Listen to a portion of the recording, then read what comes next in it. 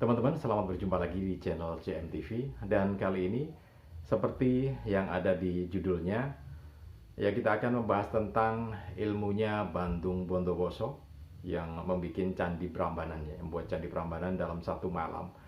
Nah, kalau Anda bisa menguasai ilmunya Bandung Bondowoso, maka Anda akan bisa mewujudkan cita-cita Anda.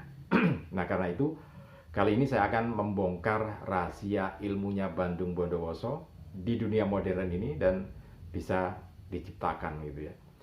Oke, teman-teman, kita masuk dulu ke cerita Bandung Bondowoso. Jadi intinya cerita Bandung Bondowoso itu kan Pangeran Bandung Bondowoso ini kan meminang seorang putri dari sebuah kerajaan Prabu Boko, yaitu Roro Jonggrang gitu ya. Nah, karena ingin menguji kesaktian Bandung Bondowoso, maka Roro Jonggrang memberikan satu syarat yang cukup besar sebetulnya, yaitu membuat 1000 candi dalam satu malam gitu. Nah, Bandung Bondowoso yang menginginkan Roro Jonggrang, ketika diberikan persyaratan semacam itu, maka badannya bergetar gitu ya. Jadi ini simbolis sebetulnya. Jadi kalau Bandung Bondowoso seorang pangeran ingin meminang Roro Jonggrang, sebetulnya itu adalah maknawiyah gitu ya. Roro Jonggrang itu adalah simbol kecantikan gitu ya. Simbol keindahan, simbol kemakmuran. Jadi yang diinginkan Bandung Bondowoso itu sebetulnya adalah kecantikan, keindahan, dan juga kemakmuran untuk masyarakatnya, untuk orang-orang yang ada di sekitarnya. Nah, ini adalah sesuatu yang besar gitu ya, sesuatu yang besar. Jadi perlu ketetapan hati untuk menciptakan sebuah kecantikan dalam sebuah kehidupan gitu ya. Perlu memantapkan diri atau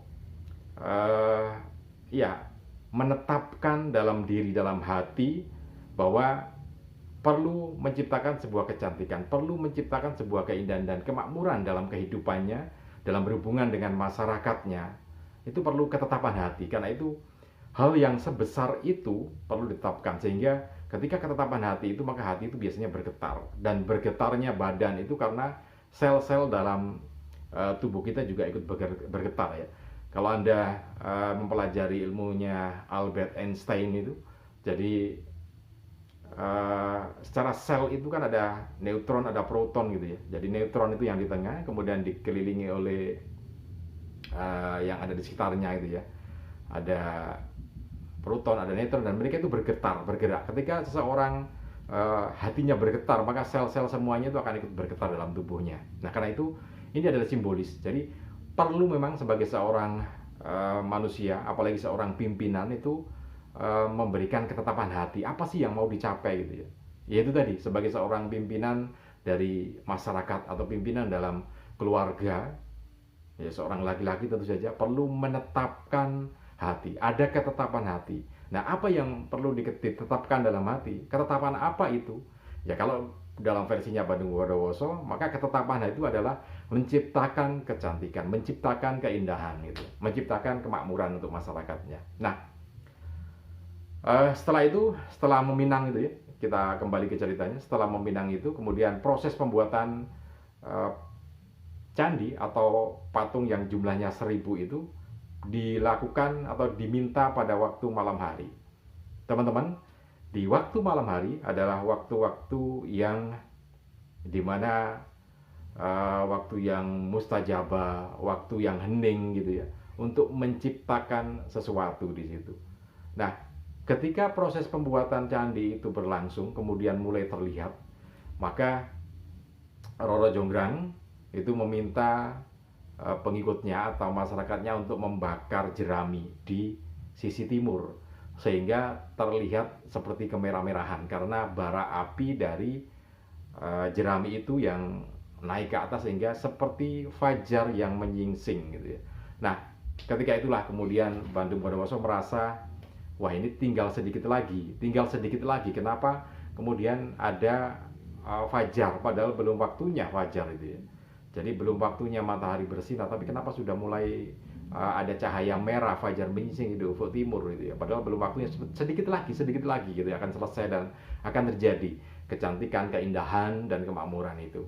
Nah, tapi karena seperti itu akhirnya Bandung Bondowoso melihat bahwa ini sesuatu yang harus segera diselesaikan gitu ya. Nah, teman-teman, secara maknawi ya, bahwa fajar, kemudian juga fajar yang dibuat tadi itu terbuat dari api yang membara gitu ya, berwarna merah gitu. Nah, ini adalah sebuah perbatasan waktu di mana sebelumnya adalah proses pembuatan, penciptaan, kemudian setelah fajar menyingsing ada perbatasan waktu fajar menyingsing dan terciptanya sebuah keindahan. Karena begitu matahari terbit akan terlihat sebuah keindahan, sebuah harapan yang sudah real terlihat gitu ya. Demikian juga dalam cerita Bandung Bondowoso ini, ketika dia meminta atau menciptakan sebuah kecantikan, sebuah keindahan, sebuah kemakmuran dalam kehidupan bermasyarakat ya. Kalau orang Jawa menyatakan sebagai kehidupan yang bebrayan gitu ya. Bebrayan itu ya tentu saja itu yang terciptakan, sehingga ketika fajar menyingsing maka tidak perlu takut. Ketika itu sebuah fajar yang dibuat-buat dengan api dan warna merah menyala, itu juga tidak perlu ditakutkan, karena justru disitulah perbatasan waktu akan terciptanya sebuah keindahan. Makanya ketika kemudian dihitung patungnya tinggal satu, kemudian di situ diceritakan, maka Bandung Bondowoso nyapto Roro Jonggrang menjadi patung yang ke-1000. Ya, tentu saja kalau ini real dengan logika ya, kalau logikanya itu Bandung Bondowoso bisa nyapto seseorang menjadi patung untuk nomor yang 1000, maka sebagai seorang yang mencintai Roro Jonggrang tentu saja tidak akan melakukan itu, tapi dia bisa menciptakan patung yang lain tanpa sepengetahuan Roro Jonggrang, dan terciptalah patung yang ke-1000, bukan Roro Jonggrang, tetapi dia juga tetap bisa meminang Roro Jonggrang. Nah, tapi yang terjadi di situ bukan, karena itu adalah sebuah simbolis maknawi. Jadi ketika ada masalah besar, ketika ada perbatasan waktu seperti itu, maknawinya adalah sebuah keindahan, sebuah kecantikan, sebuah kemakmuran akan terlihat. Meskipun warna merah dibakar bara api jerami yang membakar, bahkan menimbulkan warna merah membara di ufuk timur, tidak perlu takut, karena itu adalah perbatasan waktu di mana akan terjadi sebuah kecantikan, keindahan dan kemakmuran itu. Dalam cerita Bandung Bondowoso juga dilihatkan bahwa candi itu selesai gitu ya, dan itu selesainya juga setelah fajar menyingsing tadi, meskipun tadi itu, tapi kan itu maknawi. Jadi keindahan, kecantikan dan kemakmuran itu akan terlihat setelah proses tadi, proses pembuatan di kondisi malam hari, di keheningan, kemudian diciptakan, kemudian ada fajar, perbatasan antara pembuatan dan juga dengan terciptanya sebuah keindahan, kecantikan dan kemakmuran itu. Maka dalam kehidupan kita, sudahkah kita memberikan sebuah ketetapan hati untuk menciptakan keindahan, kecantikan dan kemakmuran? Sudahkah dalam kehidupan kita itu menciptakan atau menetapkan, membuat ketetapan hati bahwa kita meminang Roro Jonggrang atau meminang kecantikan, keindahan dan kemakmuran